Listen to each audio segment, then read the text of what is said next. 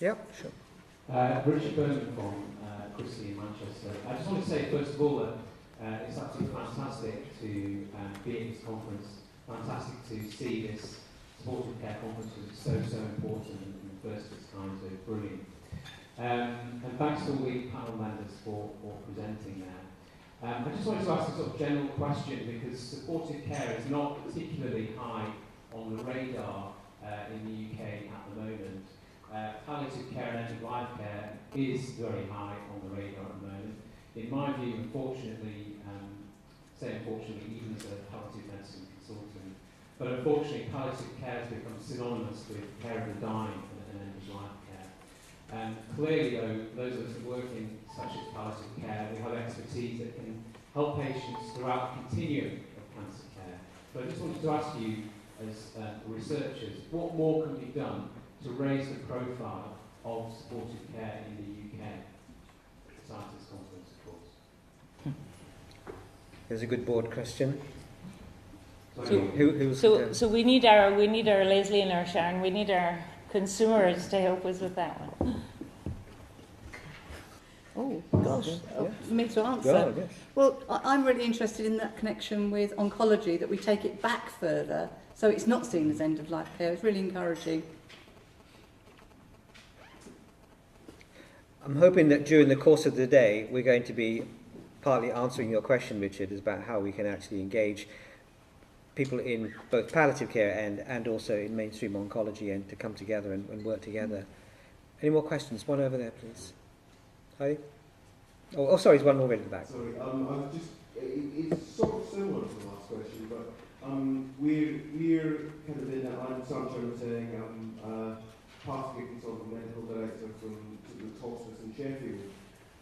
We're kind of interested in many components of what's been discussed here in terms of supportive care. We're very keen to become more research active as part of collaboration. How can we assist hospices participate in a wider debate and perhaps become more research active and engage with this kind of work and these portfolios? Okay. I'll just very briefly pick up on Richard's question for me. I think one of the ways we need to improve supportive care is from the shop floor. And one of the ways we've tried to do it in both the Edinburgh Cancer Centre and the Beatson in Glasgow is to have a supportive oncology clinic where you can refer patients who are cured of their cancer. And we've, I would say certainly in Edinburgh, 80% of our patients are cured cancer patients with treatment-related morbidities, etc. So, and that's getting the message across, I think. I'll make a stab at the second question, if I may. As somebody who's tried to initiate lots of research in hospices throughout the UK, I found it very challenging. Sometimes in an academic setting, we're very privileged, we have the resources, we're well set up to do research. So it's difficult. The way I've sort of managed to do it successfully in some hospices is to make the studies very simple initially and not to go in with very complex randomised controlled trials. Simple prospective observational studies have worked very well, and I think as ways of hospices to try and, if you like, cut their teeth on clinical trials, this is the way in. They get used to the concepts of good clinical practice, maintaining site files, etc. And then I think only with that do they have the confidence to go into develop and take on more complex interventional studies. Annie? Can I just say in the West Midlands, Rebecca, is there a roving mic? Yeah. So in the West Midlands, we were lucky enough to get some money for studies. We did a Delphi study in hospices to see what the burning questions were for hospice patients. And also we got some money to pilot some getting hospices research ready, because I think we've got to get the governance right. And I think getting the governance right. So Rebecca goes into goes into the hospice once a month, and we got some money to pay the medical director in the hospice to get the infrastructure into place, and they've been very, very successful. So we're now going to take that model from, it was in Worcester, St Richard's in Worcester, round the West Midlands. But we were lucky to get the resources to go into hospices to help. But it's not about doing in hospices; it's about them, getting the infrastructure and governance together. I suppose my only return comment was we're trying to apply resources now, but actually finding the right models to build the infrastructure is really useful. So it's really interesting to see that you've got a model. Okay, so I think you should get together with Rebecca at the end. So I'll put you together, and it has been a wonderful pilot study. As we've heard, there are examples around the country where it does work, and I think, Sam, you should be talking to some of those people. Another question over there?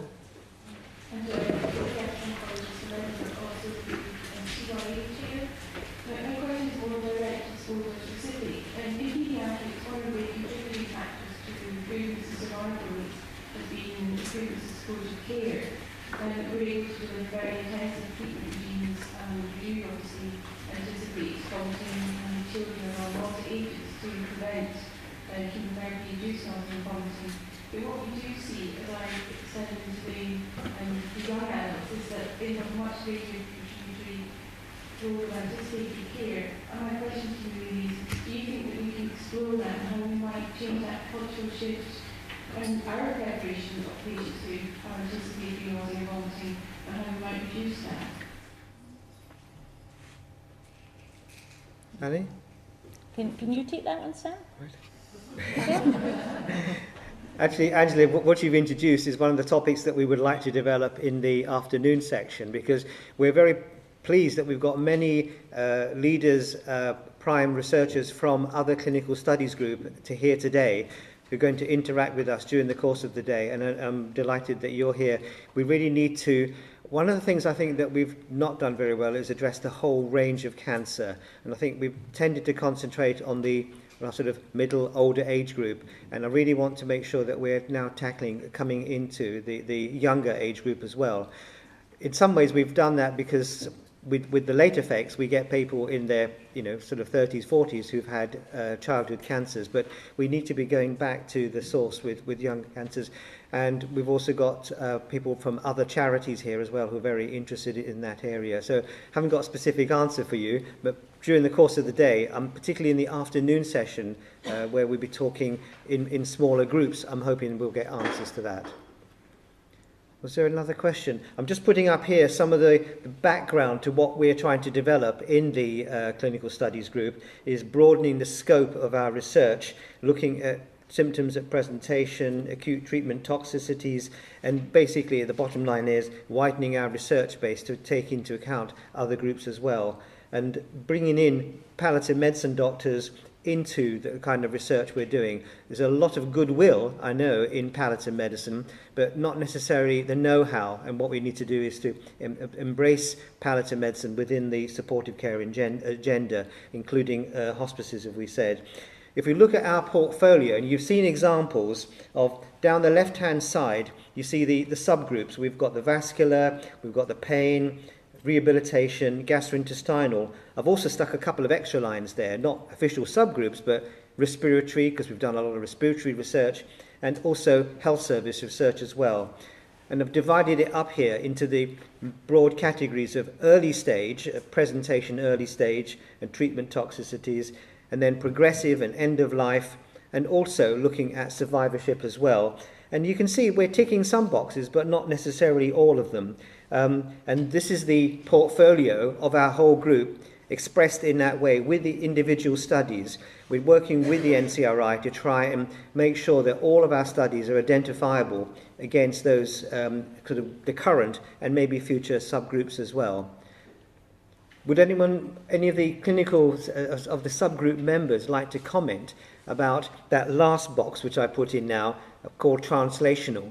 Because across this NCRI, we're also being asked to look at translational research, tying in the laboratory with clinical. So maybe the last question to you would be, how can we improve our sort of incorporation of translational research. Barry, you're nodding because I think you're ahead of the game there in the pain group. Yeah, I mean, I think it's important. It's clearly important, and it ticks so many boxes, and it keeps us in line with our oncology colleagues. But I would advocate a word of caution in that, you know, translating work from an animal model, where often, for example, our cancer bone pain model, we have a rodent who has a very isolated bone cancer. It's not the same as a patient with metastatic cancer and all the associated sort of sequelae that go with that. So I think the translational model, certainly idea is good, but a paradigm might be that we need to build on the clinical work first and actually feed the laboratory work, actually going from bedside back to bench a bit more than we perhaps are doing at the moment. I think it's certainly translational model is good in principle. The jury's still out to see if it's going to work in our field, I think. Would you agree? No, I think we should be taking the samples anyway, even though we don't know at the moment if there's going to be any predictive work or the genetic makeup or the molecular biology. I think we should be asking if we can take the samples, and Vaughn's given a great example of the lymphedema work, and we do that in the clotting work as well. So we're taking both tissue and blood samples, and really helping getting the scientists interested. Well, there are interested scientists, but getting them together. And I think we should be asking for these samples because the molecular biology of cancer is growing, is just going so fast. If we've got the samples in the freezer, then we can go back to it. I mean, I would agree with that. We have done that in all our studies, but one of the big failings has been adequate phenotyping of the patients. So unless that's done hand in hand with the clinical data. Absolutely, you know. absolutely. So you've got to have good clinical data. I think we've got one more question down here. Oh, sorry, we already have a question. Yeah, I think that's an important point though, because we hear about genomics, proteomics, metabolomics. I coined a term a few years ago called symptomics. We need to be looking at the basic science of symptoms. I think last question over there now. My question was just to ask if any of the studies or any of your portfolios include teenage patients, and if not, if there's anything that can be done to facilitate involvement of the younger group of patients in any of the studies. Sam, I think you've been visiting the other clinical studies group, haven't you? Again, yes, I think there are about 20 clinical studies groups looking at individual conditions or cross-cutting ones, including primary care, teenage and young adult. And I think the challenge is for us to make sure that we have representation on those groups, and like today, representatives from other groups coming and joining with us as well. It's a culture change I think we need to accept. And one of the things that we did a year ago was change the name of our group from palliative and supportive care to supportive and palliative care, to try and open the doors for that sort of interaction a little bit more. And again, I'm hoping during the course of the day, in the breaks, but also in the afternoon session, we're going to get a lot more of that in sort of cross-fertilisation. Okay, well, thank you to the panel. Thank you for that. We'll close this session now.